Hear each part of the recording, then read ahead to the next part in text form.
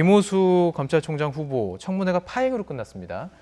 서로 지금 내탁 공방을 하고 있어요. 그렇게 말을 했으면 안 된다. 이렇게 말을 주고받고 있는데 어떤 내용이 좀 정리를 해주시고 어떻게 풀어야 될까요?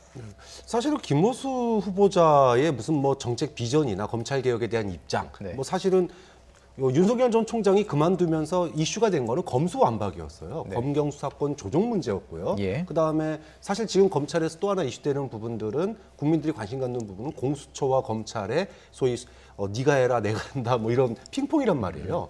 그러면 법은 바뀌었는데 지금 현실이 그걸 못 따라가고 있어요. 이걸 보완을 해야 되는데 이런 얘기들은 오가지 않고 뭐 눈이 동그랗네 뭐 이런 얘기를 하다가 결국은 파행돼서 청문회가 결국 8시에 파행돼 가지고 네네. 뭐 두세 시간 그냥 흐지부지 돼 버렸단 말이에요. 네네.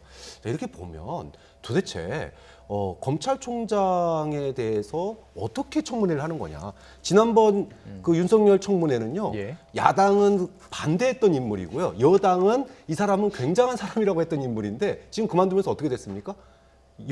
야당은 아주 훌륭한 사람이라고 얘기하고 여당은 저런 나쁜 사람이 없다라고 얘기를 하고 있어요. 예. 어떻게 저렇게 청문회에서 사람 보는 눈이 없는지, 정책 얘기는 어디 갔는지. 예. 이번 예. 청문회도 결국은 예. 자신들의 어떤 정쟁의 도구로만 바라보는 거 아니냐 이런 예. 비난을 받을 수밖에 없을 것 같아요. 좀 설명을 드리면 더불어민주당 김용민 의원이 이제 국민의힘 조수진 의원에게 눈을 똑바로 동그랗게 떠도 똑똑해 보이지 않는다 이런 이제 막말을 던졌고 거기에 대해서 이제 반박하는 과정 속에서 파행이 된 거죠. 그래서 지금 국민의힘에서는 인사청문회 다시 해야 된다.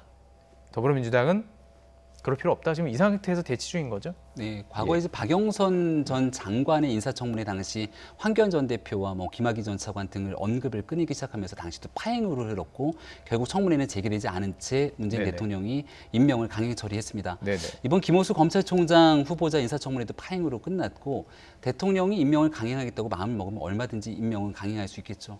하지만 4.7 보궐선거에서 드러난 민심들을 살펴보기 시작한다면 여야 간 의석의 차이가 있더라도 협치의 틀을 바탕으로 국민의 뜻을 존중하는 정권의 최소한의 그 기준점들을 좀 맞췄으면 좋겠다는 뜻들이 있을 텐데 네. 문재인 대통령이 그와 같은 선택지에서 국민의 마음들과 어긋나지 않은 선택을 했으면 좋겠다는 바람을 좀 갖고 있고요. 예. 저는 이 김호수 후보자의 청문회를 지켜보면서 옵티머스, 라임과 관련된 피해를 입은 많은 국민들이 아마 이 청문회를 지켜봤을 거라 생각합니다.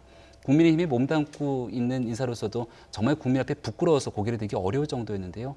이 내용들을 바탕으로 정말 과거에 자문을 하면서 변호사로 몸을 담았던 김호수 총장 후보자의 그런 일들의 문제는 있었는지 없었는지를 명확하게 따져 물었어야 되고 여기에 대한 도덕성 검증과 정책 능력들에 대해서 충분하게 검증을 해야 되는데 그렇지 못한 채로 청문회가 파행으로 끝나게 된 데에 대해서도 굉장히 송구하다는 말씀을 드릴 수밖에 없습니다. 핵심 그러니까 검찰총장으로서 직무를 잘 수행할 수 있느냐에 대한 청문회가 이루어져야 되고 앞으로도 그것들이 이루어져야 한다. 이 부분 두 분 다 동의를 하시는 것 같네요. 예. 그렇죠? 네. 네, 이렇게 마무리하도록 하겠습니다.